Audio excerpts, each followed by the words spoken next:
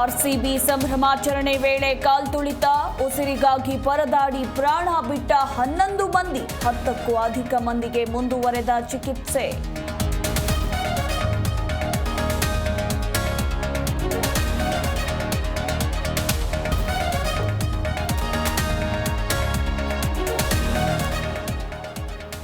Chinnaswamy stadium ಬಳಿ ಘನಘೋರ, ಮಂಡ್ಯ ಮೂಲದ ಯುವಕ, ಕೋಲಾರ ಮೂಲದ ಯುವತಿ ಸಾವು, ಮುಗಿಲು ಮುಟ್ಟಿದ ಕುಟುಂಬಸ್ಥರ ಆಕ್ರಂದನ.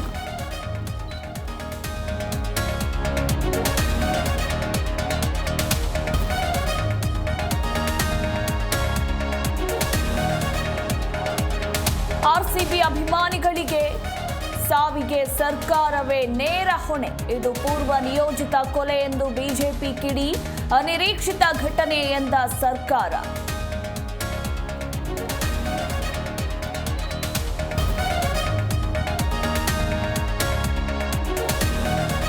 ದುರಂತಕ್ಕೆ ಸಿಎಂ ಸಿದ್ದರಾಮಯ್ಯ ಸಂತಾಪ, ಘಟನೆ ಕುರಿತು ನ್ಯಾಯಾಂಗ ತನಿಖೆಗೆ ಆದೇಶ, ಪೋಸ್ಟ್ ಮಾಡಿ ಆರ್ಸಿಬಿ ಕನ್ನಡ ಚಿತ್ರರಂಗ ಸಂತಾಪ.